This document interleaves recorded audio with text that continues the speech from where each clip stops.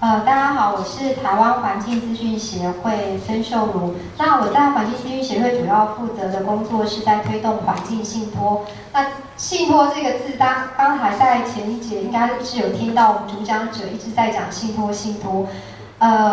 我看其实在上面一直在思考，到底在讲的联合国的那个信托，国家全球的那个信托，到底跟我们现在在台湾推动这个环境信托到底差异在哪里？后来我刚才有大概自己先想了一下，也许我们事后可以再多沟通一下想法。那我就先来跟大家分享台湾环境资讯协会做了一些什么样的事情。台湾环境资讯协会是成立在西元2001年。那其实我们在西元2000年就开始，还没有正式成立，但是已经有一群朋友开始借由网络在做环境资讯的传送。那我们其实一开始都是一群有参与各个环保团体的工作人员或者是志工，但是在当时我们的网络才刚崛起，所以我们还不太会善用这些网络的资源，所以我们用的是非常低阶而且高成本的，比如说当时我负责在做全国的联盟的串联，我那时候唯一的工具就是传真机。大家可以想象，我要传一份新闻稿给40几个团体，再加上20几个媒体，其实我一整天8小时就耗在传真机的旁边，然后传真机在传的时候就开始打电话，这是现在想起来是非常没有效率的事情。现在一发可能几千几万份，1分钟就解决了。但是当时我们的工作是这么的艰辛，一件事情要传达出去需要很多的能量，甚至一封传真就是一笔钱。那在那时候，我们开始决定要用网络，善用这样的资源，把讯息出去，才会有更多力量的一个加入。但是很重要，我们并不是一个传递资讯而已，我们的背后的目的其实要做栖地的守护。那栖地的守护工作，我们是决定是透过环境信托这样子的一个概念，也是我们从英国那里学习来的一个方法，就是 National Trust 的一个方式。好，那最终我们希望能够建构的是人跟自然之间和谐共处的一个方式，就是人跟自然之间是互动的，不是互相隔离的，人过人的日子，自然过自然的日子。其实我今天这件 T 恤是我们2012年地球日的 T 恤，当时在设计出来的时候，我们有很多的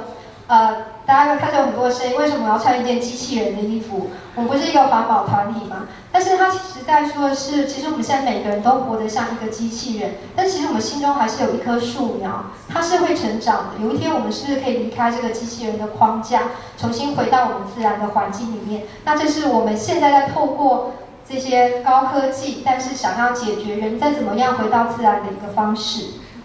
好，那我们 TEIA 虽然是我们英文名字的一个简称，不过我们最终现在也在做，就是一个 trust， 就是一个信托。那我们就是用 empowerment， 就是一个赋权培力。我们相信，我们必须到 local 地方去，跟着在地的朋友一起来做这些事情，把一些本来属于中央集权的一些权利，可以带到偏乡的部落社区，让大家从社区开始做起。那再来就很重要一个资讯公开，我们非常强调资讯一定要公开。包含我们在反对我们政府隐藏的资讯、裁判出隐藏的资讯，这其实就是我们牺牲我们的权益。那我们一定要到这些资讯，那以及我们最后一定要有行动，才可能改变一切。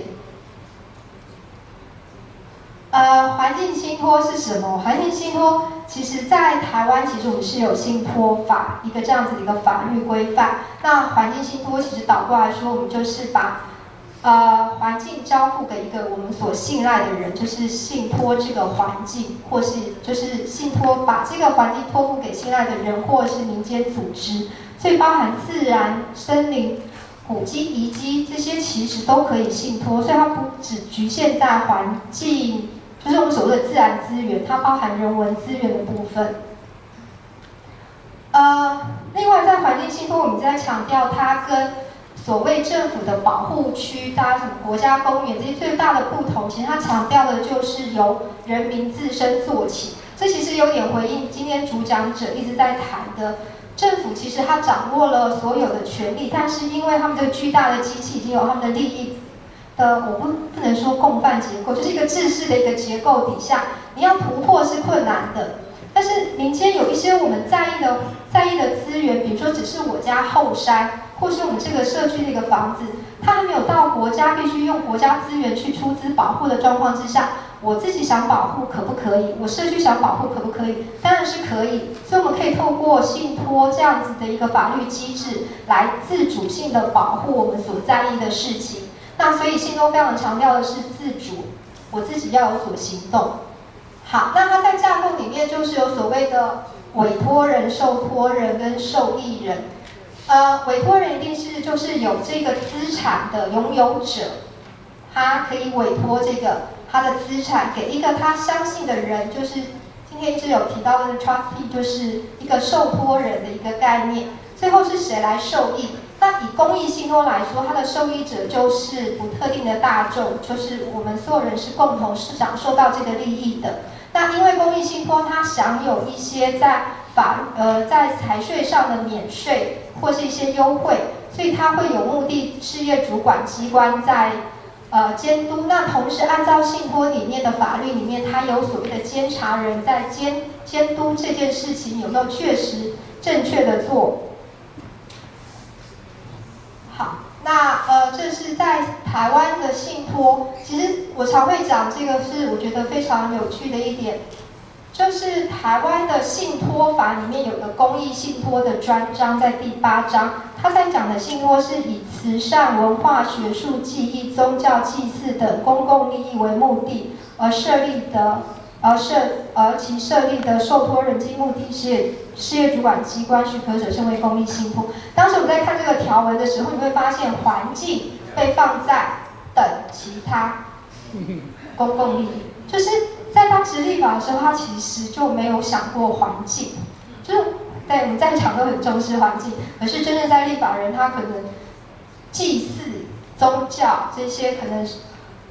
他们想象的公益事项，当时可能还没有把环境视为一个公益的事情。可是现在我觉得这个思维应该改变了，就是我们的空气、我们的水，其实我们现在光是抢水就抢得很凶了。那台湾的信托法其实在1996年的时候就公布实施，当时立法的时候是为了政府之间的监督，就所谓的阳光法案，而要求行政就是高阶的一些政府官员必须把他的财产信托，以免他有一些内幕消息可以内部操作。但是我们知道好像也没什么用。但是当时有一位比较有理念的法学者，他把公益信托这件事情加到公益信托法里面去了。那当时因为没有什么人在意这件事，所以他就很顺的也都推动过去了，所以公益信托就这样子过。但是在台湾目前，我们大部分看到的会使用信托、公益信托这个工具的，大部分还是有钱人。像现在其实有300多亿的公益信托的基金，但是最大的就是王永庆家族的，他们有2个公益信托的财产在里面。反而是我们觉得最需要使用的环境公益信托，这一点是缺乏的。当然还有很多的限制，以及包含在场可能很多人还是不知道，但这也是我们协会一直在努力的一个目标。在2010年的时候，我们就首度尝试提出了白海豚的认捕行动。我看在场应该很多朋友当时都有参与这样的一个认捕行动。我们就尝试以宣言信托，宣言信托就是我对外公告我今天要买地了，所以跟大家一起来集资，我们要跟政府买下彰化大城的这一块湿地来做保护，而不要做工业区的开采。在那一年开始，台湾比较多的人开始听说过环境信托这样的一个概念。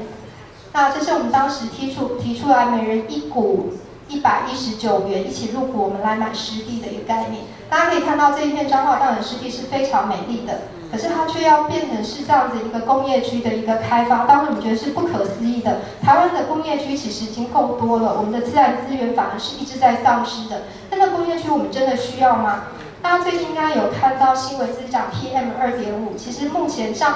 南投是工厂最少的，其实云林的朋友他们现在开始在抽验他们的一些血液，也发现他们身体内的一些有毒物质其实是最高的。其实他们失去了这个自然，其实他们也失去了他们的健康。但是他们有变有钱吗？没有吧？我们现在还是这些钱到底去了哪里？那一样，这边是很多一些冬候鸟、稀有鸟类的居住的场域。那也有当地我们说的那个牛车文化，就是他到海里面去采科。那这时候，当时我们也请了英国国民信托的一位朋友来到台湾，他来到这里是大为的惊讶。他说，在英国这里就是一个重要的科学研究的基地。甚至你们的牛车，这个到海里面去采科的这个牛车文化是世界少有的，根本可能只剩下你们这里有。你们为什么可以轻易的为了一个工业区毁掉它？所以他从那一年2010年来到台湾之后，后来就到世界各地帮我们宣传台湾在做白海豚信托，要跟政府买下湿地的这件事情。他到现在还是非常关切我们白海豚信托的一个进度。好，那这就是白海豚。那也非常感谢当初就是因为要盖工业区，我们开始知道原来有一种不一样的海豚居住在我们的台湾海峡，而且它永远不会搬家。那这是当时的预地地。那目前，我们当时是希望能够先尝试，因为我们也不知道在台湾有没有可能成功，但是很厉害的，我们居然在短短几个月之内成功的募集3-4万人愿意跟我们一起来参与这样的行动。所以在3-4个月之后，马上提出第2阶段，开始继续认捕。那最后我记得应该有将近7万人左右共同加入了这场行动。如果真的要收钱，我们可以收到几十亿的钱来，真的是可以集资买下这个湿地。这时候反而是政府担心了，政府看到了这样子一个压力跟民意。因为这些人不是只是去联署，是他愿意拿钱出来一起跟政府买。那所以最后彰化大城市这个工业区确实取消，政府不再做了。那但是这块湿地到底之后该走向何方，这也是我们继续在努力的。因为截至目前为止，政府还没有把它划为国家重要湿地，它还是一个问号。它还是到底它会怎么样，没人知道。但是，其实我们更担心的是，很多观光业者进去了，开始有白海豚的赏鲸、赏豚的活动，这其实对他们来说是造成的伤害，是另外一种必须要好好面对的。好，那再来就是我们协会还在台东成功，就在三仙台旁边有一个比西里岸部落。大家都知道三仙台是台湾非常重要的一个观光景点，但是旁边的部落到底有没有因为这个观光景点而发展？我想也是没有，不然这个社区、这个部落不会人越来越少，少到最后大家都跑到桃园、台北来打零工做工厂的工人。所以我们当时去到这个地方是在2007年，那后来2013年我们决定正式在比西里岸部落设置工作站，并且跟就是跟当地部落的老人家承租土地，因为他们其实会使用一些杀草剂或是一些不友善环境的耕作方式，也在于他们其实已经没有人力了，他们年纪也大了，很多事情他们做不来了。所以我们现在是号召年轻人愿意出劳力的，其实愿意跟老人家学习的，我们一起来到这个地方，跟他们一起学习，然后来保护土地。那这是我们在部落里面做的事情，就是从知道自己是谁开始，然后我们也把外面的人带进来，来给部落人知道说他们的特色是在哪里，我们可以怎么重新开始找到我们可以合作的一个机会。那我们也把工作假期给带进来。那其实我们这个地方我们一直还没有做信托，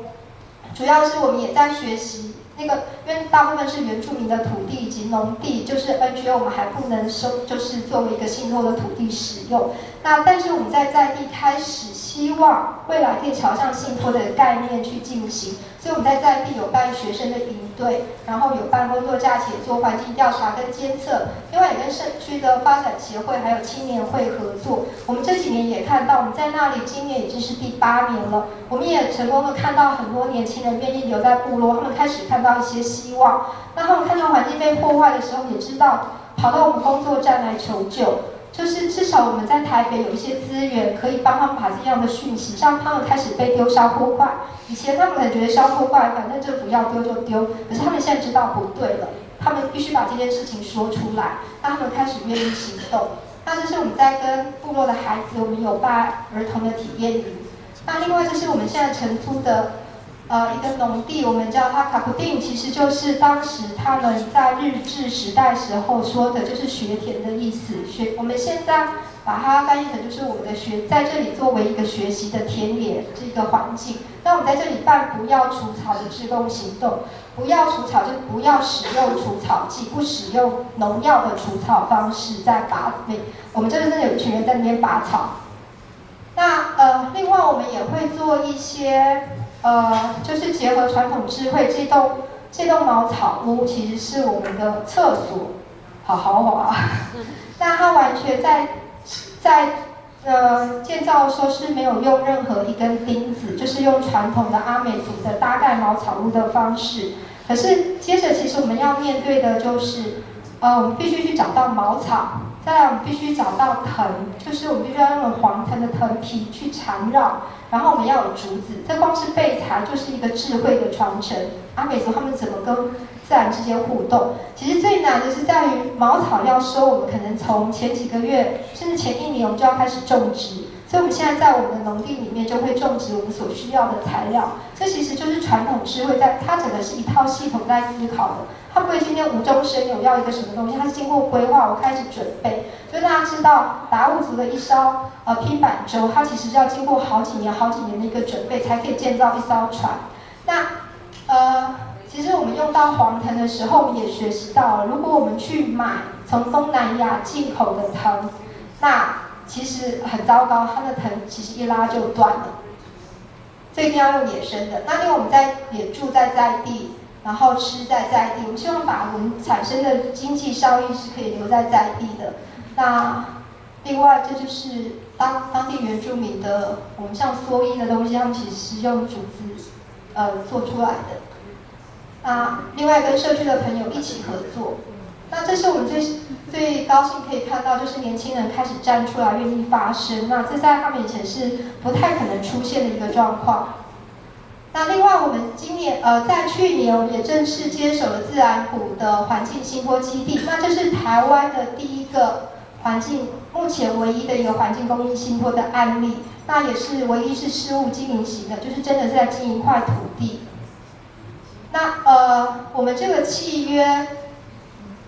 这是它的名称，其实很长，总共其实加起来会有31个字。那我们就简称，我们都叫它新竹自然谷环境信托基地。那就是受托人他是认同我们协会在推动的保育理念，而将这块土地委托给我们。那这个契约是永久有效的，这样我们才能长期的保护这块土地。那而且经过去年在10月的时候，经过环保署的许可，正式成立。宗旨我们就是保护这低海拔的森林，还有原始的栖地，并进行环境教育。那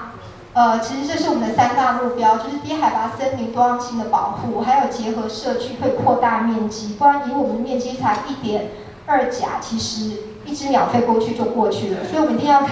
旁边的社区一起来结合。那另外我们希望它成为一个环境的学习中心，是全民可以在这边学习怎么跟自然共处。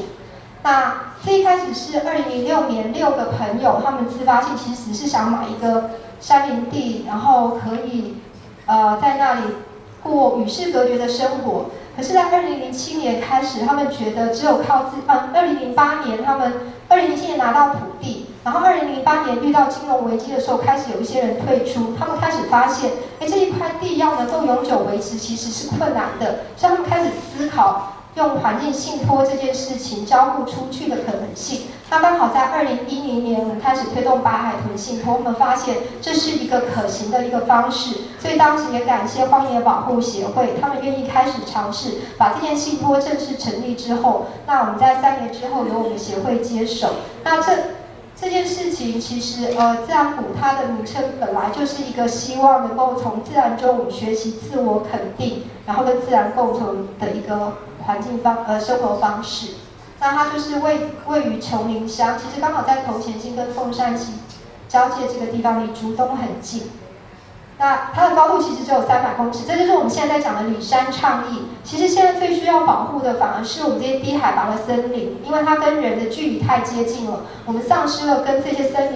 跟这些生物共存的方式，所以我们现在也在进行里山倡议的一个工作。好，那就是